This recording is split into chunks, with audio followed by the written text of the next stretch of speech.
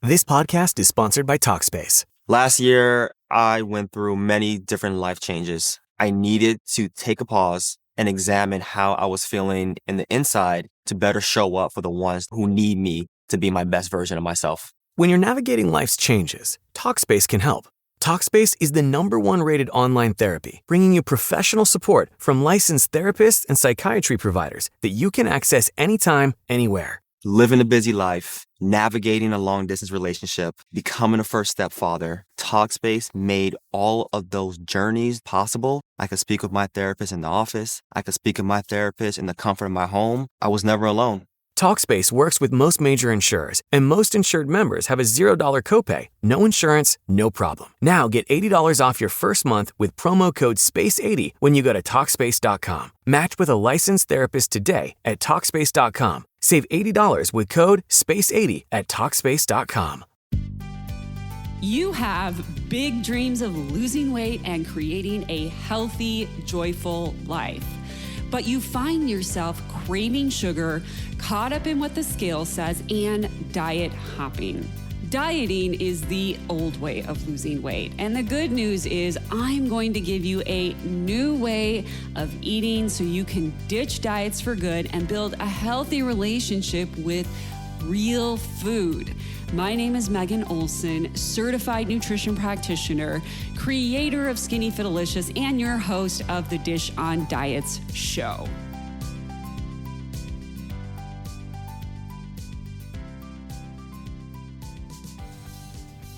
The truth is that you've really been trying at this for a long time, but the thing that needs to shift is how you feel about yourself, the space and time you give yourself, and that is going to be so much more rewarding than a quick fix. It's worth every penny.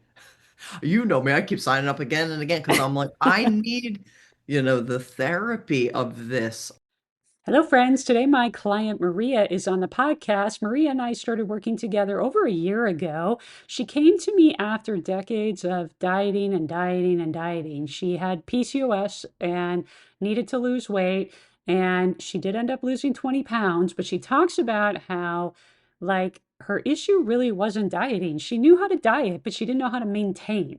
She didn't know why she always gained the weight back. And a lot of what we talk about in today's podcast is undieting your brain, getting rid of your dieter's mentality and settling into a lifestyle that is actually truly sustainable so that you can lose the weight for good. I don't want to give everything away, so I hope you enjoy this episode and I'll talk to you soon. Hey, Maria, welcome to the podcast. Thank you, Megan. Good to be here. Yeah, I'm so excited for you to be here today. Why don't you share with everybody a little bit about you, whatever you're comfortable with, and a little bit about your journey with your weight loss? Absolutely. So I am 45. I am currently broadcasting from Rehoboth Beach, Delaware, but I am a born and raised Philadelphian, so East Coast of US. For work, I do research in generative AI products for ServiceNow, which is a big IT workflow platform, very technical and important, but a bit too technical to probably talk about today. But I've worked in tech for over a decade at this point. I do work remotely by myself, and we'll talk about probably how that impacted me recently, but also how I'm learning to sort of see that differently, and I'll touch on that. As far as weight loss journey goes, I think it was probably about 8 or 9 years ago, probably 2016, that I really got serious about my health and well-being. I had been diagnosed with polycystic ovary syndrome, but before that, it sort of appeared as acne on my neck and chin. And I just had this really awesome dermatologist that was really honest with me about obesity and what it was doing to my hormones. And I was 50 pounds overweight. And I lost that weight and kept it off for quite a while. And then, of course, when I started working remotely, I saw a fluctuation. But before that, I had struggled with weight. At that point, I was not only weighing a lot, but I had been on plenty of diets. I knew how to diet. My ex-husband even worked for Nutrisystem, and I was laughing as I was prepping for our podcast, thinking about us doing Nutrisystem and having done Nutrisystem.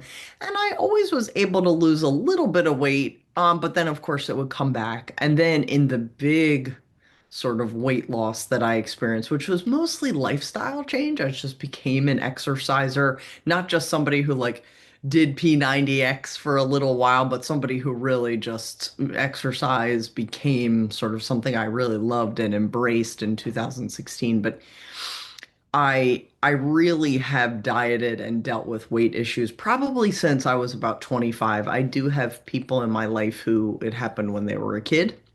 But diets have been in my life for well over 20 years. Whole 30, Nutrisystem, where you could put lasagna in a closet. Wow. Yeah, I can't believe yeah. we ate that. Right. And it's funny because my partner and I now we did do Whole 30 together. I remember being totally miserable. And we also did it in like the dead of winter. So hard. Never done keto, but definitely Atkins and just always sort of trying to push against the mental wave of what I thought was just being lazy and not enough willpower. So dieting for a long time. I remember feeling a lot of anxiety and peer pressure, like, oh, just these distortions, like everybody else is skinny and I'm so sloppy and overweight. But then also, I think about 25, you start coming into the adult culture about diet, like, and a lot of people are dieting and a lot of people are starving themselves, especially women. And you're like, oh, you're not just that way. You're like kind of doing a lot to stay a certain um, weight. And I didn't really have a lot of good role models around just being healthy. It was all about like who could restrict the best out of anyone. Mm, Definitely have eating disorders in my family, and that's wrapped up in a lot of the anxiety disorders we have in our family, which will factor into, I think, why this journey was successful for me too, because I've been a student of therapy since I was probably like 21 or 22 years old, but now just recently have thought about how it relates to food and weight. So mm, I'll like sort of stop there, but I definitely have always, tried to lose weight and not able to keep it off and diet culture and I think recently I realized to myself that no one's looking at my pant size, Megan. No one's going in my closet and being like, huh. mm. And I was like really living with a concern about really judging my, and being like, wow, I'm that size, right? Like, oh God, like they'll know I'm wearing a 12.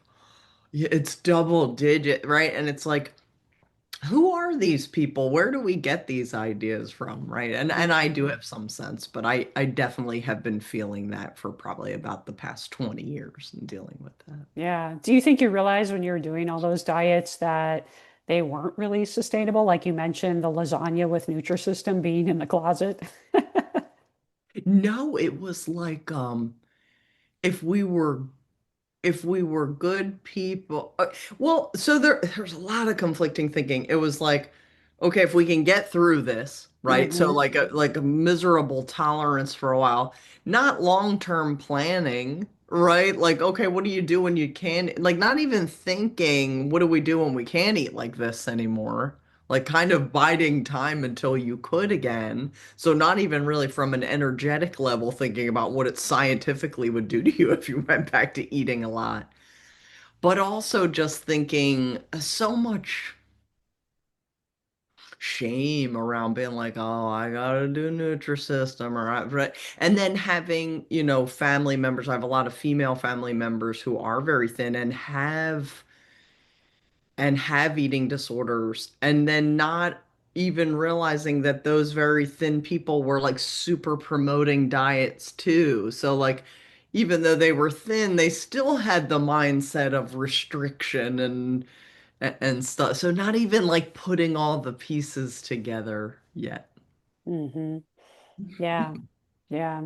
So I think a lot of women do that is the constant thinking about like how can I eat less, less, less, less, less? How do I restrict more? And sometimes they even glorify it.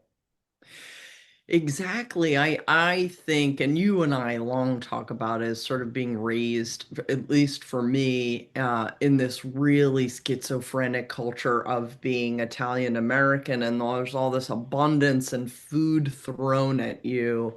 And then the sort of, for me, like, and I actually didn't have bad experiences with Catholicism, but many do.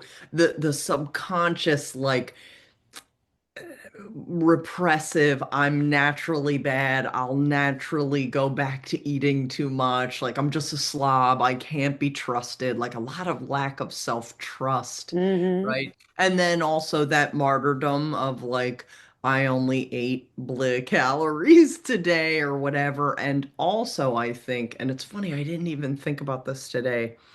Most people in my family are about 5 foot tall, 100 pounds. I am 5'8".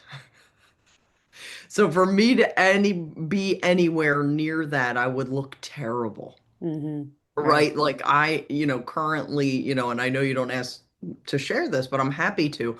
I think last I weighed myself, I was like 156 pounds.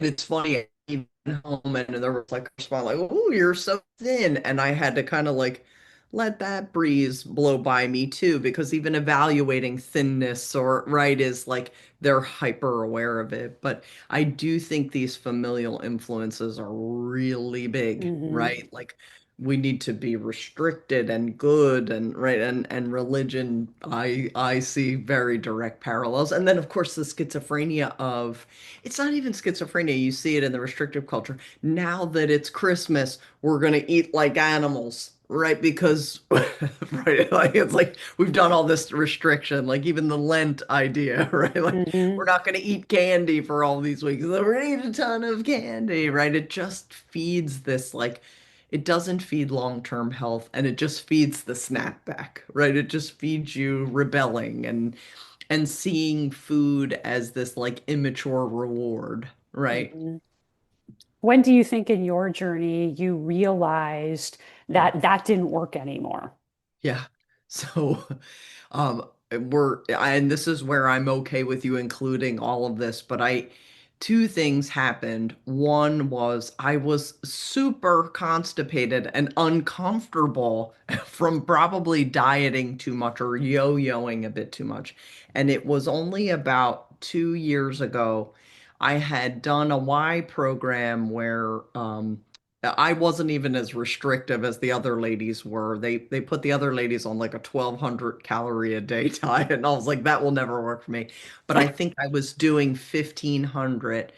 I lost the weight, so I was looking to lose about 15 or 20 pounds at that point. I lost it and got back down to my number, right? Again, like totally arbitrary. This number meant I was good, Megan. And just watched myself immediately snap right back. And I was like, I'm a person who goes to therapy, has a spiritual life, saves for retirement, works out. Like, I think I'm thinking about this the wrong way. I Hmm. don't think I have a dieting problem. I think I have a problem with just being balanced with food, right? Hmm. I was tired of the pendulum swing. And literally, I think I was on Spotify and I looked up diets and your podcast came on and it was you Yeah. talking and I think you were saying to me, you don't have a dieting problem. Diets don't work. We're talking about a framework for a healthy lifestyle. Hmm. And I contacted you out of that. We did a consult and you and I talked about, and we're in it right now in coaching, is that like maintenance will be, and even calling it maintenance is funny, right? Because that's almost a diet referred word. But maintenance, really just living a life, is what we work on. Hmm. How do we live our life now? How do we think about our life? How do we approach, sometimes weighing some things and then learning to eyeball things and then, but really integrating the the thoughts about oneself like I'm not a slob who can't be trusted around food or being okay with yourself. Like, I'm a couple pounds fluffy right now. What am I doing? I'm not sleeping enough. Ooh, I'm using this candy because I feel sad. Mm-hmm. Mm-hmm. Or I need some candy. I need a piece of candy today. Totally can fit candy. Right? You and I have talked about we've been making homemade pizzas here and pizzas fit, right? Like everything fits. It's not the food. It's really looking at the human behind all this behavior. Yeah. Yeah. So when you and I started working together, what were Yeah. some of the key things that you remember we worked on Uh, initially? I just remember really settling down, and I live near a beach, so I would go to the beach and listen, listen to your words. And we didn't talk about food at all. I mean, we did a little bit, and we talked about keeping heck in check, and talked about little tips like, hey, if you're going to eat a lot of protein bars, the body's going to start to be like hungry because it's like this isn't a whole meal. Mm-hmm. But the things I was listening to and doing were journaling on my feelings and journaling on my automatic beliefs, which was very, very reminiscent to me of doing cognitive behavioral therapy. Like, what guiding principles are driving the way I behave, and driving my failure? Self-sabotage is a huge one for me. So our work has been around questions about what's a sense of automatic beliefs, what are emotions, what are just errant thoughts that we could let them just kind of pass by. You and I have talked about just the trigger of the body, and sitting with uncomfortable feelings and Mm-hmm. not maybe eating through them. And it's not always eating that you do, but just noticing that something uncomfortable. I think I told you that I was shaving in the shower and I felt my stomach on my leg. And I don't know, I guess it's also somatic therapy work I do, but I was like, God, I'm so hard on my belly, and it does so many good things for Mm-hmm. me. But I think, mostly what we've really focused on is mindset, vision. We've done a lot of stuff that we talked about touches on, like James Clear. Like, Mm-hmm. if we're going to become a new identity as a healthy person who sustains their weight, what habits do we have to have? But also, like, we do need to believe that that's possible. We need to examine the thoughts that are kind of lurking under there that are really holding us back. And I'll be honest, like, do I still hear that song on that channel? Like, you're a slob, and any minute now the gate's gonna go up and you're gonna eat a whole pizza to your head and feel like a gross. I do hear that voice, but I'm like, huh, like that voice kept me safe in some way at some point, and now we're outgrowing that voice. Mm-hmm. Yeah. So a lot of what we worked on was mindset work and how we're thinking about things. Yeah. And in addition to the nutrition, I always think everybody thinks the nutrition is the key. And yes, I mean, it's helpful, right? We Helpful. got enough protein, we got enough fiber, Yes. and we start making sure you're getting the right amount of calories to help Fun. you lose weight. Yep. But if you don't have the mindset behind those things, it Right. really is only going to be short term. Yeah. Yeah. And dieting is a mindset thing. There's some Western capitalism stuff in it. It preys on women. It preys on people looking for a quick fix for sure. Um, and I think in midlife now, if you're still relying on quick fixes, you know better. Mm-hmm. Like, I don't get me wrong, some people don't feel as good eating as many, pasta type, simple carbohydrates. That's right. You can get out of whack with them easily. They are delicious, etc. But, cutting them all out of your life, that's a quick fix mindset. And I think at middle age, you're like, that most things are about mindset, and that it's one of the beauties of being able to see your death is like, you're like, huh, in the time horizon that I have, what do I want to look like in my 70s and 80s? Mm-hmm. If I get there, if I'm lucky enough, right? So I think mindset has been everything. But also, we've talked about many times, especially the past two sessions, all the sneaky little, like you really have to develop a sense of listening to yourself, right? So you can't always be so strict about behaviors. Like I do have to take a couple scoops of popcorn sometimes, and I'm like, do I need to be in that? Like my signals are kind of back. Both my satiation signals from practicing good nutrition, but my mind signals. And sometimes it's like, yeah, I need some popcorn right now. This is Yeah, okay. yeah. And sometimes it's like, well, I'm just tired. I've slowed down a lot of things and I listen to what's going on. Am I really gaining weight, or do I really have this weird aversion to my belly resting on my leg in the shower, right? Like, and how can we rethink about how we think about that belly? I mean, it does so many cool things, right? Hmm. And by the way, do you lay on your deathbed? I think we say this a ton. Do you lay on your deathbed and be like, I wish my waist was smaller? I know, Right. right? Only if it really impacted your life and you couldn't do the things you wanted to do would you say something like that. In general, you're not going to be like, oh man, I wish my pants were an 8 and not a 10. Hmm.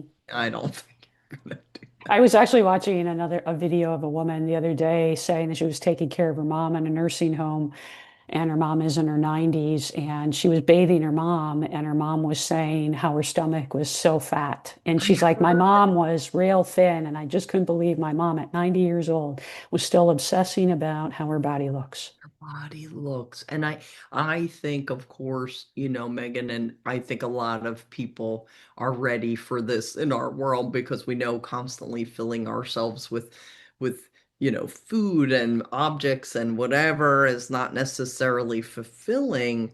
But I also think, and this is probably the point of this particular podcast, is that you have to be ready to embrace those sort of mindset changes. Hmm. That lady's mommy, right? She might not be ready at 90 to embrace that she's still hating, but it was a beautiful blessing to her daughter to be like, I Yeah. don't want to, I want to think about my body differently. And look, I'm not trying to be Pollyanna. Not every time do I go to the gym and I'm like, you see this on the internet too, which is awful, but people are like, you get to lift weights and you get, and I get it. Like, and I Yeah, do yeah, have some yeah. days where I'm like, thank God my legs can walk me here. Some people don't have that luxury, right? Like, I'm Hmm. grateful for my body, and I've developed more of that through our work as a gratitude for this complicated system. It's not a system of impulses that we need to beat back. It's hungry because you tried to starve yourself all morning and it's Right. now 4 p.m. and you're hungry, right? Mhm. You and I have talked about just behaviorally how hard it's been for me to shift to eating more early and not saving calories till the end of the night and really appreciating the biological functions, appreciating hunger and what it means and what it provides. I'm not always in this grateful mindset, but I am more grateful now than ever that the damn thing gets up and does its thing. And I hate to always bring up poop, but a good number two is a blessing and I appreciate it. And I know a lot of women struggle with it. And that's another thing that I'm like, thank you. That felt wonderful, right? So yeah. Mhm. Yeah, yeah. So a lot of it has been mindset work and getting rid of that diet mentality. Yes. And you did lose weight, right? We did do a Yes, calorie deficit. It wasn't yes, we 1,200 did. calories, right? No, no, it was very normal and it was the least we could get away with because I think in terms of mindset, the less restrictive we could be, the more likely we knew we could do it for a lifetime, right? Like that was sort of the rule is like, how can we fit most things in here, right? There were some things where we're like, ooh, pizza's tough, right? So now in maintenance, it's like I've gone to making my own pizza because I can control more of the sort of what goes into it. But mindset, I think, was the biggest thing. And really, um, this obsessive mindset about, oh God, I'm gonna gain all when I said, in 2016, I had lost, I think it was 50 pounds initially. It was this last 15 or 20 that I kept gaining back, but really I hadn't shifted into a mindset where I was like, this is where I am now. I was still sort of holding on to the edge of the wall, being like, I gotta keep up this strict mentality or all right. And Hmm. I feel that relaxing, that obsessiveness sort of dying down and being more in touch with reality, which is like I I was in general, and I think this is true of a lot of women, we don't really notice how challenging our life is, and we don't give ourselves our flowers for that.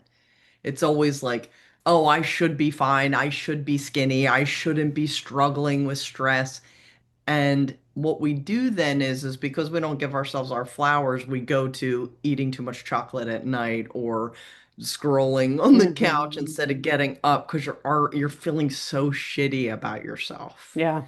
Whereas if you say to yourself, I think about, when I gained the biggest amount of weight and I was 50 pounds overweight, I was in a PhD program. It was a difficult time in our economy in this country. I was pretty poor at the time too. Like the poverty was stressful. I was in graduate school. I, Mm. I was taking SSRIs for obsessive compulsive. Like a lot of things were happening. And I think if I would have said to myself, this is a lot, this is a lot of stuff. And if we just slow down and like think about what would be best instead of trying to rebel like a teenager and hate it and self-hating, maybe we would have gone out for a walk more. Or maybe I just even would have been like, yeah, diet's really hard to sustain. It's really hard to live on lasagna in the closet. Like it was that mindset about the self that really kept all that diet behavior going and going. Hmm. Yeah. And now you have lost the 10, 15 pounds, right? I think it was 18 we Oh did yeah, closer to total. 20 almost. Yeah, it Yeah. was closer to 20. Yeah. And I think what I see is a lot of body composition changes that really feel good. I mean, it's funny because we had to push to even lose sort of the last couple pounds because the body composition changed so much and I felt better in my clothes and myself that I almost got a little like, oh no, I need to lose weight because I just felt so much better, which was also a good lesson. It's not always about the scale. The body could just feel incredibly better.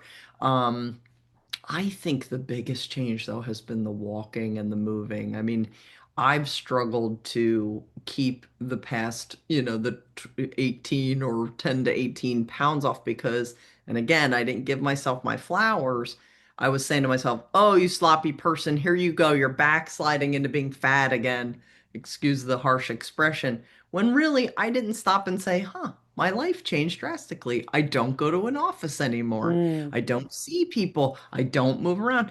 And instead of just slowing down and obsessing, and not obsessing about the weight gain and seeing what changed, I could have probably been like, oh, I'm not moving quite as much. And to be honest with you, the food hasn't really been a struggle. The new behavior I had to adapt was walking as much as I do. And now it's like a critical part of my day. Yeah, Like it's I something, love it's become part of you. You actually like it. Yeah. It's Yeah. become part of me. And speaking about mindset, we struggled with that too, right? Like in the beginning, I had that same mindset towards that. I was like, Megan, how am I going to sustain that? Right. And it's like you figure out a way. You don't even really, it's funny because you and I worked on a lot, like my behavior was all there. Hmm. It wasn't a lot of change nutritionally for me. Like Mm-mm. there's some more things we added, more protein to breakfast, a little more fat, and definitely paying attention to fiber much more. But we didn't make a ton of drastic dietary changes. Mm-mm. And even with the walking, like we had to slowly shape my mindset to like, you're doing it. It's happening. Like I was like I was deluded about reality. I was so into this myth that I was this sloppy person who didn't move that I really couldn't catch up with reality that I was someone who, You're still living in your old identity is really what was going on. yeah, really, Hmm. really still living in my old identity and an identity that was kind of slapped on me from a multitude of sources and not to blame them, but not really one that was reflective of who I was. It wasn't based in fact. And no, no. And I think a lot of people have that identity. And and I think you and I discuss this a lot. And I'm sorry, for, the non-female identifying part of the audience, but for females, like, females do not hesitate to comment on other, especially older females. Like, I went to stay with my family to babysit my brother's dog, and I saw my mom, and my mom immediately commented to me that my sister-in-law was on a weight loss, and I was like, that is not her business. And like the That she's that trying to lose weight. That's what she was saying to you? yeah, yeah, it's not my business and her body's not my business, but women's bodies like really get discussed. And even though we're saying it's ridiculous that I would worry that someone's going to come into my closet and look at my pant size, that's where those mindsets come from. Like Mhm. women surveil each other a ton. Oh yeah. hmm And it's talked And about, right? Oh, you've yeah. lost weight. It's like, how do you know that person doesn't have cancer? Right? Exactly, exactly. I have really been careful, and I don't always do it right about commenting on people's bodies, and I don't know how to address it for men, but I can't say to you enough. Like so my ex-husband for sure, who worked for Nutrisystem, and my partner now, he just said to me, and it almost made me cry, he's been dieting since he was 10. Wow. And he has a lot of bad habits. He kind of starves himself throughout the morning and then eats a lot later. And I watch it, and you have to watch with your partner because you have to let them come to their own Right. conclusions. But it also happens for men. I don't have a ton of experience about their body commentary for each other, so I don't want to comment on that. But I am astounded at women how much they talk about thinness and weight loss And and weight food. gain exactly, hmm exactly. So and I think the mindset thing, if I could make an equation for it, if you're at a certain level of wealth and financial comfort, you need to start with your mental systems. Once you get when I was in graduate school, I had a lot of struggle with poverty. We were literally poor. So there was a lot of bad, sort of health decisions being made. Could we have been better? Yes, we are not as poor as others. But once you get to a systemic, out of the like, I just don't have access to the right food. I'm just too dang stressed and tired from working too many jobs and being exhausted. But once I got to a certain point, I had to start examining my identity systems and what information I was taking in to judge myself hmm incorrectly. It was hmm incorrect. Yeah. Real change comes from transformation, not just from dieting. It does. In fact, the more I look at it, dieting is marketing. Yeah, It's marketing. it is. It's just marketing and it's keeping you in the loop. Quick fix, and it's all rage bait, right? Lose 30 pounds Yes. in 10 days. Right. Who doesn't Right. want to lose 30 pounds in 10 Of days? course. Of course. And it's funny because it's very, very prevalent. Like here we are at the YMCA here, wealthy area with older adults, and they're like, I'm just a slob and I can't keep it off. And also, unlike the mom who was 90, I think the current generation of boomers, like many of them are overweight in old age, which is rare, Mhm. right? Like we aren't used to that. Like my grandma was always really thin because they didn't have all this, like it's not even like processed foods can be fine. It's just the food environment's insane. It's just so easy to get food. There's so much food It everywhere. It's is. so And easy to it's get. delicious. And hmm talking about reality too, I often say to my partner, I'm really proud of us. I tell you this all the time. We live in a beach town where we can walk and get delicious cocktails full of alcohol and sugar, and it would be yummy. And there's yummy food. And I had a tofu dish the other night and it was good. And in theory, it was healthy. It had butter all. I enjoyed it, but I could taste, right? So much delicious, tempting, Hmm. not healthy options around us.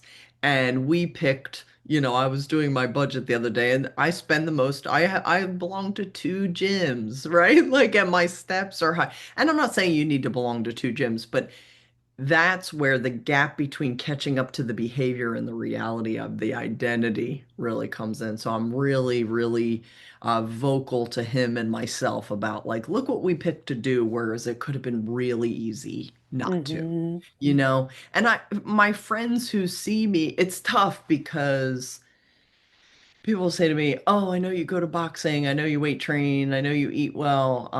I gotta get in gear. I gotta get in gear." And I don't know what to say to them. I'm like, yeah, I guess in my mind, I do a little silent prayer that nothing catches up to them, Hmm. and they do have time to make changes before something drastic happens. In my mind, it's more about making different choices and having a different lifestyle and accepting that that's the only way that you get the results forever. And I think that's a hard thing. It is. You want to sort of keep doing what you're doing and get the results and keep them forever, but it doesn't work that way. It doesn't, and what you're talking about is a mature sense of freedom. So my partner and I go to couples therapy, as the audience will be like, "Oh my God, this lady does so many therapies," but it's something it's a life value I have. But in couples therapy, we talk about like, you know, are you going to see your partner as a parent for whom you want freedom from, like you're 17, or are you now in your 40s and 50s and freedom is being able to have a relationship where you don't fight all the time and bicker about things that don't matter, or maybe you bicker about things but you don't cut each other down because your partner is not your mom demanding that you make the bed anymore. So in the same way, like no one's when you treat food as this, like, well, I'm allowed to have this chocolate, right? That's that very immature sense of freedom. Like, sure, you can have chocolate, but also think about how much freedom, long-term freedom you can have by being able to walk and use your knees and not have, extensive issues. I do want to also mention that you and I have had issues. Like, there's been times I've been down for the count. And I think also mindset work helps you deal with the seasons where you can't move as much. And, Hmm. and you're like, you know what? I'm doing the best I can right now. I don't need to be furiously exercising every Don't minute. need to be strict, which is what I think a lot of people think when they think Don't need to I need to be get myself back in track or whatever they say, you right. know. You think you need to Right. be strict, but a lot of the mindset work is how do I find balance? How do I find balance? And also, really, it gives a lot more shine to little things. Hmm. Ooh, because I have a lot of hip and back issues. Ooh, that's bothering me today. Let me try and just do some mobility. And that's gonna God, it feels so good to just get blood in there and whatever. And I didn't need to do, a 60-minute Peloton ride. You know what I mean? Like, and injure myself more. It's all about balanced, like you're saying, balanced behavior. Yeah. Hmm. Yeah. I think Yeah. that's what scares. I mean, I'm just saying based on my opinion, but I Okay. think that's what scares off a lot of people from like trying to change their lifestyle. They hear, you have to change your lifestyle. You have to make different choices and stop dieting. And I think automatically their brain goes, well, that means I need to be a strict person, strictly exercise, strictly diet. But again, that's all diet mentality. That's not how you act like a normal human. Actually live. Yeah. And that mentality, that strictness that you were saying is the one that was keeping me on the ball, Yeah, feeling like I was yeah, about to fall off because you're right. Your body knows you can't keep up yeah. level So does your 11. mind. Your mind Yes. knows. You know you're a Yes. ticking time bomb. Yes, you do. And the less you can set yourself up for that snapback situation, the better. And any diet, even when we do calorie restriction, like there's really hidden bumps in there, Oh right? yeah. There's really hidden stuff. I think what's sneakier now is a lot of people are exercising. A lot of people are moving, but and as I told you, I'm at gyms all the time, but I hear it all the time like, oh, we're gonna mega eat bagels this week because we never are allowed bagels, right? The snapback is from all the Hmm. clean eating and clean, it's really the judgment is almost worse now. It's Yeah. like people are really being hard on themselves. And there's a lot of extremity out there for sure. And Hmm. I've been in all those environments. I was at a CrossFit for a while and I liked it. It got me moving, but there was like a pipeline between that gym and the physical therapists who were coaches there. And after a while, I was like, are they just like harvesting people who get harmed at CrossFit to be there? You know? Oh, Yeah. They're like, oh, you got hurt. I'm also a PT. And it's like, they were just setting themselves up to get injured because of all ah, that extreme exercising. yeah. Like push-ups are great, but 1,000 of them is like a lot. Hmm. Yeah. Right. So, Yeah. yeah. The extreme mentality always gets everybody into trouble. And sometimes people don't even realize that that's how they're thinking. Right, right, right. And as I was saying, I think some of our older programming holds that up, right? Like this extreme, like, even all the traditions of like I was saying to you, Lent and then feast, and like now we're in a The feast holidays, season. yeah. Exactly. And like Hmm. our religions kind of fed that. So just anywhere where you can develop a modicum of just, and I also think meditation has helped me with this a lot. Is like just a little bit of space. Like I said, with like when I'm drinking, I often drink granola, and I drink granola and I put that down on my on my food tracker. I'll log that, but sometimes when I'm drinking the granola, I'm like, I'm drinking granola. Do I need to be drinking granola? Yeah, no, I don't know. Maybe one more sip. It's even just that space of being reflective, Hmm. uh, that this process has allowed me, to do more and more. Yeah. And now you've been maintaining for several months.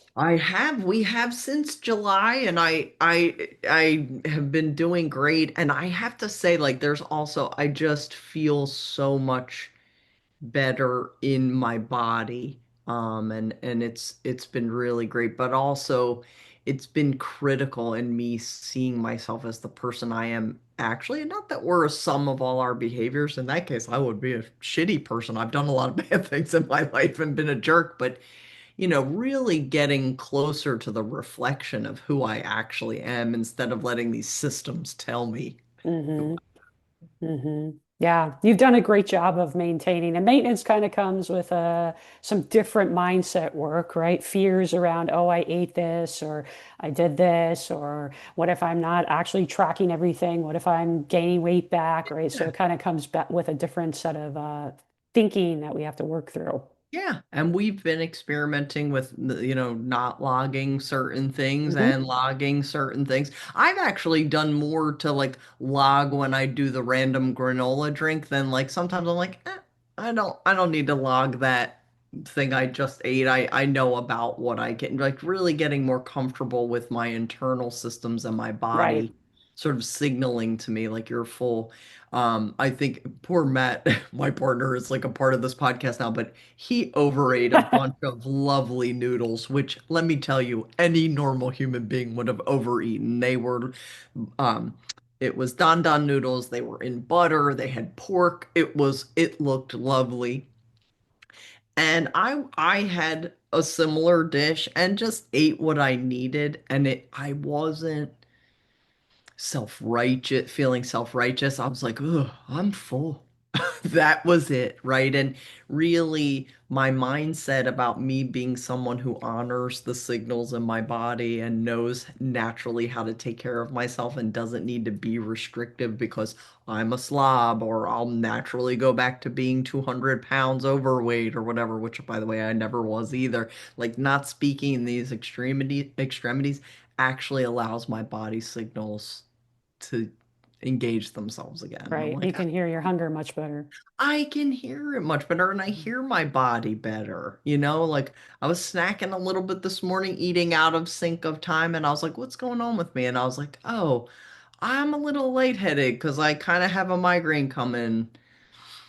Do I need to eat right now? Yeah, I'll finish this, but I might be eating because I'm feeling anxious about this little lightheaded. Like just those signals coming back online and Right. trusting the self as the source. That's the biggest part in maintenance is learning to trust yourself. Yes, it's hard, Megan. Hmm. And if you think about it, like I know we're on a podcast talking about food, but this is metaphor for life.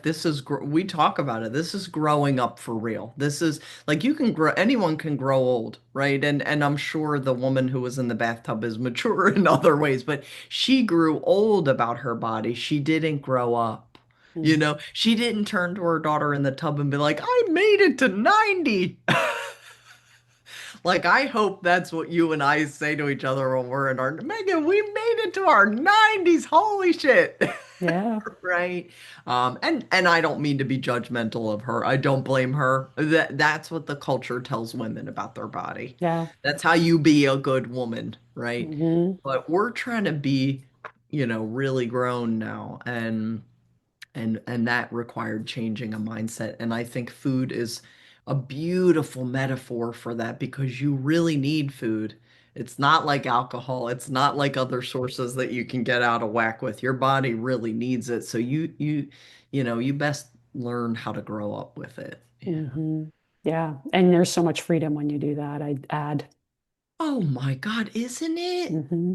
Isn't it? So when people ask me now, how are you doing? I'm like, I'm really happy. And it's not because I don't work my butt off or, political climates are what they are or things aren't happening. It's just like I'm freer. I like myself more. I know I'll be okay. I trust myself in a lot more situations. And yes, that has to do with food, but it also has had blowback on bigger sort of like spiritual and psychological elements for sure.